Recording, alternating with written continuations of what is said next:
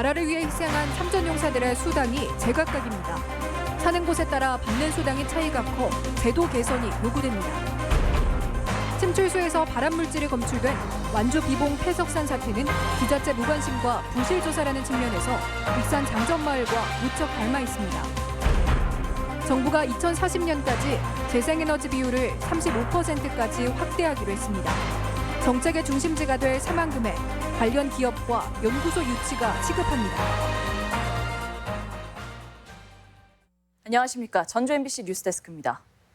현충일인 오늘 첫 소식은 차별받는 참전 용사에 대한 이야기로 시작합니다. 나라를 지키는 데 헌신해온 수많은 참전 유공자들이 여전히 우리 주변에 생존해 있죠. 하지만 누구나 같은 수당을 받는 건 아니라고 합니다.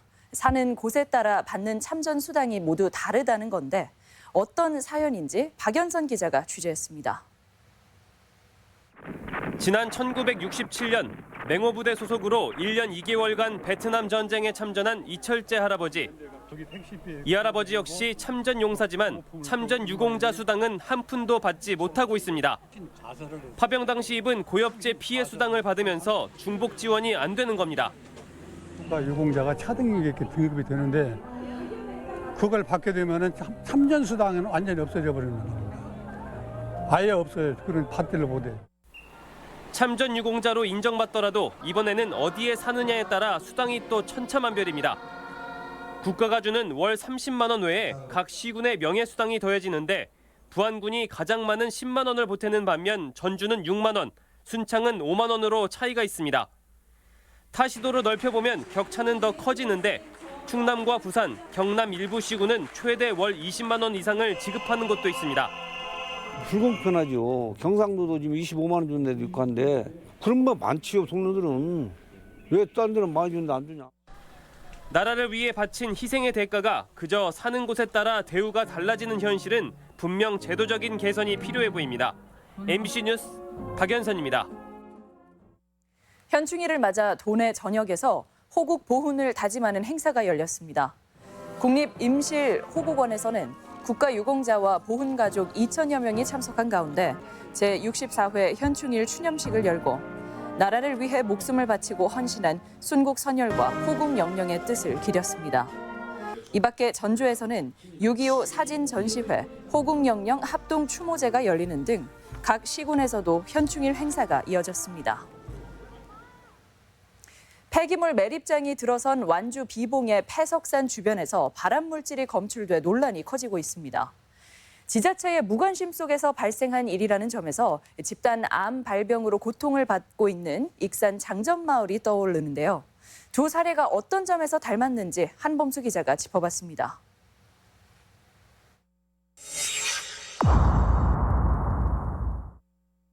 완주 비봉 폐석산에 하수슬러지 고아토가 묻히기 시작한 건 지난 2012년입니다.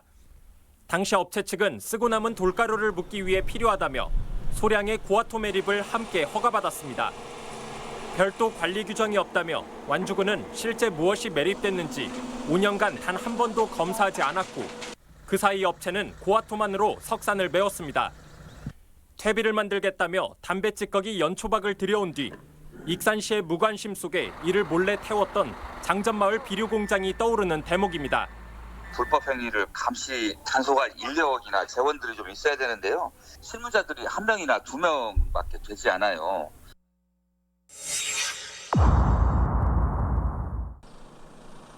서른한 명의 암 환자가 발생한 익산 장전마을에선 10년간 3차례 환경조사가 이뤄졌습니다. 물고기가 집단 폐사하고 주민들이 병에 걸리는 일이 반복돼 도가 원인 조사에 나섰던 건데 그때마다 아무 이상이 없다는 결론이 내려졌습니다. 너무 법적 테두리만 강조하면서 제한적인 조사를 하지 않았나 하는 아쉬움이 있고요. 좀 더 적극적이고 능동적으로 조사를 했더라면. 조사가 미심쩍었던 건 완주 비봉 폐석산도 마찬가지입니다. 고아토에서 발암물질인 페놀과 비소가 발견됐는데 완주군이 수년간 맡아온 토양조사 기록엔 검출된 중금속이 없다고 적혀 있습니다. 담당 업체가 갑자기 도산하고 대표자는 행방을 감추는 등 장전마을과 닮은 게 한두 가지가 아닌 완주 비봉 폐석산. 또 한 번의 비극을 막기 위해 좀 더 광범위하고 종합적인 대응이 요구되고 있습니다. MBC 뉴스 한범수입니다. 정부가 에너지 기본 계획을 발표했는데 2040년까지 재생에너지 비율을 무려 35%까지 확대하기로 했습니다. 그 중심에는 대통령이 재생에너지 메카를 선언한 새만금과 전라북도가 있는데요. 지역의 성장 엔진이 되기 위해서는 기업과 연구개발 시설 유치가 시급한 과제입니다. 강동엽 기자입니다. 지난해 새만금에서 재생에너지의 청사진을 밝힌 문재인 대통령. 탈원전을 비판하는 야당의 공세 속에서도 산업 육성에 대한 정부의 입장은 단호했습니다. 발전소는 전기를 생산해 주지만 국민의 건강에 영향을 주기도 합니다. 그것이 청정에너지에 대한 국민의 기대가 높아지는 이유입니다. 이런 가운데 정부가 제3차 에너지 기본 계획을 확정했습니다. 국내 재생에너지 발전 비중을 2030년 20%, 2040년에는 최대 35%까지 늘리고 지자체의 역할과 책임을 강화하겠다는 겁니다. 이 같은 계획은 정부가 중단 없이 재생에너지 산업을 육성하겠다는 의지의 표현이어서 전북에 있어서 호재가 되고 있습니다. 2030년까지 전북에 예상되는 재생에너지 발전량은 원전 10여 기와 맞먹는 11.2 기가와트. 정부의 관심과 지원이 집중될 수밖에 없습니다. 하지만 전북이 그저 거대한 발전소로 남지 않기 위해서는 관련 기업과 연구개발 시설 유치가 시급합니다. 여기에 공장 이전을 촉진하기 위해 지역업체 참여 비율을 높이고 각종 세제 혜택도 마련해야 합니다. 또 경쟁력을 끌어올리기 위한 기술 개발 위해 연구와 평가센터, 실증단지 조성도 앞당겨야 합니다. 도에서는 연말까지 전라북도 지역 에너지 계획을 수립을 해서 에너지 분야의 산업들 이런 것들을 방안을 마련하도록 그렇게 하겠습니다. 정부가 당장 올해 에너지 산업 융복합 단지를 조성할 계획인 가운데 전라북도의 유치 노력이 주목되고 있습니다. MBC 뉴스 강동엽입니다. 건축 붕괴 위험이 높아 대피 명령이 내려진 익산 우남 아파트 사태가 5년을 넘고 있습니다. 대피 명령을 거부한 채 살고 있는 현 주민들과 옮겨간 세대들 간의 갈등이 적지 않은데요. 이를 조정하기 위해 공론화위원회가 구성됐습니다. 임홍진 기자입니다. 위험 등급 D급 판정으로 대피 명령을 받은 우남 아파트에는 전체 103세대 중 현재 46세대가 그대로 거주하고 있습니다. 67세대는 대피 명령 이후에 시차를 두고 이전을 했습니다. 그런데 거주 세대와 이전 세대는 입장 차이가 뚜렷합니다. 아파트 생활에 별 문제가 없다며 대피 명령을 철회하라는 거주 세대. 우리가 많이 고쳐놨잖아요. 그러니까 대피 명령 명분이 없으니까 풀어달라는 것이죠. 강제로 아파트를 떠났으니 후속 조치로 합당한 보상을 요구하는 이전 세대. 시에서 매입을 하든가 어떤 방법을 찾든가 피해 보상 정도는 있어야 되지 않냐는 얘기죠. 그동안 양측의 복잡한 이해관계가 얽히면서 우남 아파트 문제는 여전히 안개 속입니다. 익산시는 해법 마련을 위해 학계와 시의회, 건축사협회 등 7명의 인사로 공론화위원회를 구성하고 해결 방안 제시와 자문 역할을 수행하도록 했습니다. 현재 거주하시는 분들이나 떠나신 분들의 의견을 충분히 수렴해서 원점에서 다시 의견을 수렴하기 위해서 이 공론화위원회를 추진하게 되었습니다. 공론화위원회는 시 조례에 따른 것으로 활동 시한은 정해져 있지 않지만 합의 사항을 내놓을 것으로 전망됩니다. 지난 2014년 대피 명령 이후에 나온 LH와의 협약이나 도시재생사업 공모를 포함한 여러 대안들이 점쳐집니다. 시민의 관심 촉구와 여론 수렴을 위한 이번 공론화위원회가 사태 해결에 물꼬를 틀지 이목이 쏠리고 있습니다. MBC 뉴스 임홍진입니다. 전라북도 지역은 곳에 따라 비가 내리기 시작한 가운데 밤사이 강한 비바람이 예상됩니다. 전주기상지청은 이번 비가 내일까지 30에서 최대 80mm가량 더 내리겠으며 천둥, 번개와 함께 강한 바람을 동반하겠다며 주의를 당부했습니다. 전라북도 역시 침수 피해가 우려되는 둔치 주차장에 차량을 대피시키고 비닐하우스와 간판 등 5개 시설물의 점검을 당부했습니다. 남원경찰서는 지난 1일 흉기에 찔려 숨진 채 발견된 50대 남성 사망 사건과 관련해 동거녀인 63살 A씨를 살인 혐의로 구속했습니다.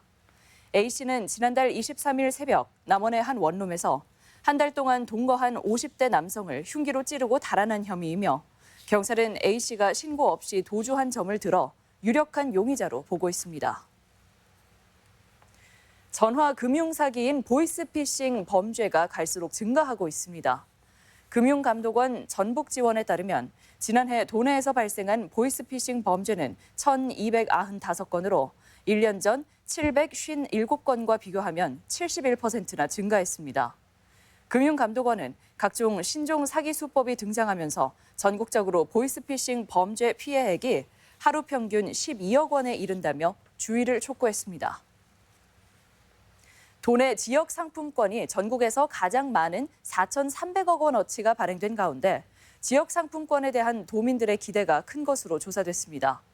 전북연구원 조사에 따르면 도민들은 지역사랑 상품권으로 상권 활성화와 지역 자금 유출을 막을 수 있다고 보고 있으며 활성화 요건으로 홍보와 가맹점 확보를 꼽았습니다.